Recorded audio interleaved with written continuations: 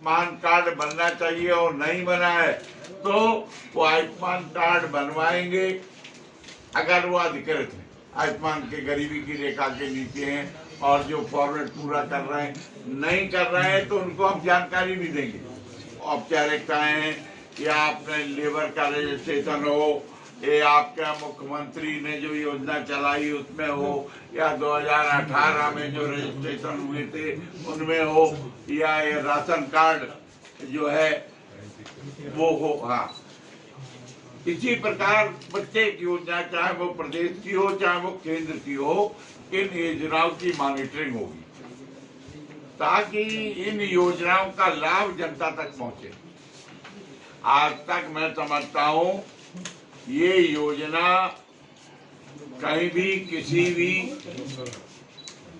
लोकसभा में लागू नहीं हुई, लेकिन जब हम कुमार जी के संपर्क में आए और मैंने ये बात महसूस की कि भाई ये कमी है, योजना जनता तक नहीं पहुंचती है, कैसे पहुंचे, तो उन्होंने कहा कि हम कुछ योजना बनाते हैं।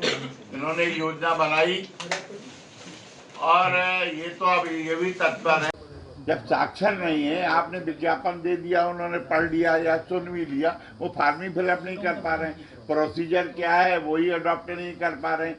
जब ये चीजें अडॉप्ट नहीं होंगी, सरकार तो प्रोसीजर के अनुसार आपको सहूलियत देगी ना, विदाउट प्रोसीजर नहीं देगी। उदाहरण दे दूं, कल एक पढ़े लिखे लोग आए, उनका EWS में एडमिशन होना, उन्होंने फार्म भर दिया है, लेकिन उनका जो रजिस्ट्रेशन था वो मार्च में कैंसिल हो गया और 6 महीने वो पढ़े लिखे, 6 महीने वो बैठे रहे, उन्हें ये पता ही नहीं। उन्होंने कहा हमारा तो वैलिड है।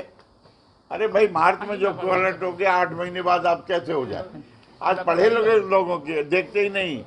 हमारा पासपोर्ट अगर निरस्त हो गया, हम पासपोर्ट पलट के नहीं देखते, पर 2 साल बाद पता चलता है कि मेरा तो निरस्त हो गया। ये दिक्कत है, अवेयरनेस की दिक्कत है, हम अवेयर करेंगे।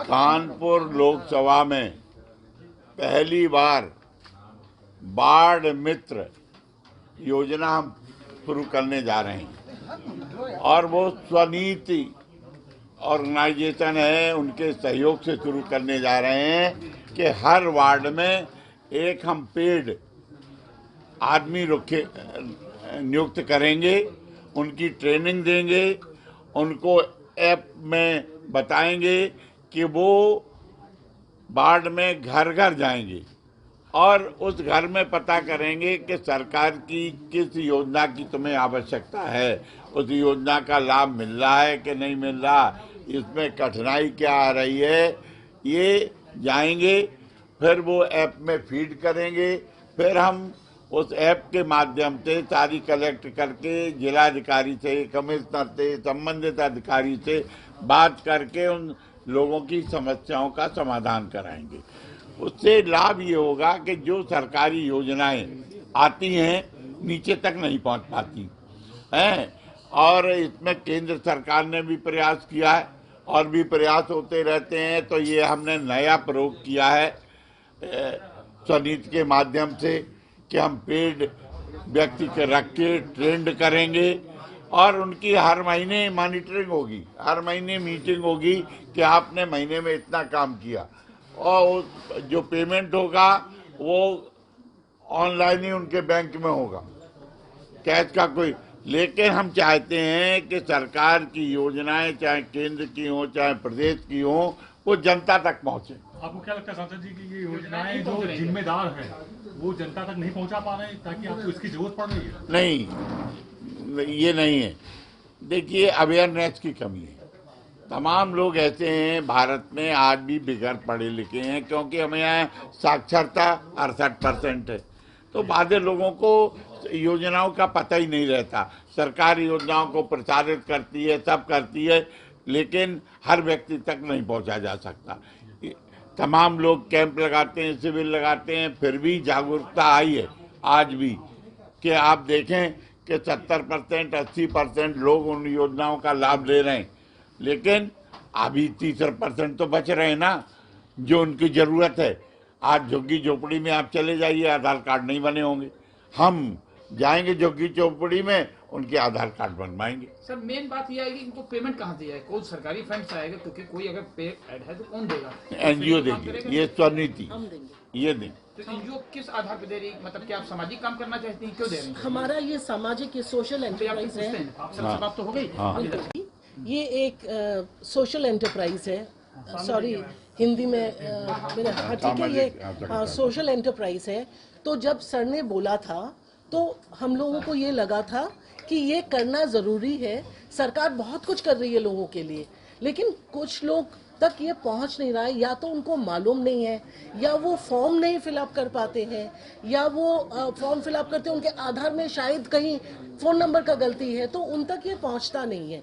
तो उन तक कैसे पहुंचाया जाए, तो ये एक प्रयत्न है ताकि उन घर घर तक हर एक जो वॉलेंटियर नहीं है, जो ग्राम मित्र होगा या वार्ड मित्र होगा, उसके पास 100 घर होंगे। 2 साल का टाइम है उसके पास। वो हर घर जाके जब जैसी ज़रूरत हो, जिस घर को, उस हिसाब से स्कीम्स की बातें करेगा, उनके हिसाब से ही जाएगा। जहाँ उसको हम लोग एक सर्वे मैन ऐप दे देंगे, ताकि जो डेटा कलेक्ट होगा, अगर वो ऑफलाइन भी हो तो वो बाद में कलेक्ट हो जाता है। वो डेटा का यही खासियत, वो ऐप का यही खासियत है। में काफी घर होते हैं, तो 100 घर से कैसे एडजस्टमेंट करेंगे? हम लोग सारे घर का एक पहले सर्वे कर लिया जाएगा, एंड देन एक लड़का 100 घर कवर करेगा। एक लड़का 100 घर नहीं, उसका काम होगा हफ्ते में 2 बार जाना, 1 से 2 बार जाना, महीने 1 बार सर से मिलना, सर को आके सारा डेटा कलेक्ट करके देना कि कहाँ बॉटलनेक्स है, कहाँ परेशानियां हैं, और फिर सरकार के साथ सर संपर्क कर देंगे जो भी डिपार्टमेंट है। तो वहाँ उस हिसाब से काम कहीं अगर उनको लगे कि हाँ ये आधार करेक्शन का कैंप लगना चाहिए, तो वो तो सरकारी करेगी और वो सर हेल्प करेंगे। 5,000 रुपया मिनिमम उनका क्वालिफिकेशन होना चाहिए, 12वीं पास, ताकि वो खुद फॉर्म पढ़ सके या खुद उनको मदद कर सके फॉर्म फिलअप करने में। बिकॉज फॉर्म फिलअप करना एक बहुत बड़ी बात है जो आधा लोग कर नहीं पाते हैं, जिसके लिए उनको नहीं मिलता है या वो नहीं पहुंच नहीं। 5,000 रुपया फ्लैट उनके अकाउंट में हर महीने आएगा, डीबीटी में आएगा, ताकि कोई परेशानी उनको ना हो। और ये जैसे सर ने कहा, सारे वार्ड में 1 जने होंगे। 2 साल के लिए हम करेंगे। अगर हम देखते हैं हम सक्सेसफुल हैं तो जितना लंबा खींच सके हम खींचेंगे। तो अच्छी बात है, अच्छा प्रयास है, तो ये माना जाएगी जी। 2 चीजें हैं, एक है कि युवाओं को रोजगारी मिलेगा, बिकॉज 5,000 रुपया मिले वो भी मिलेगा।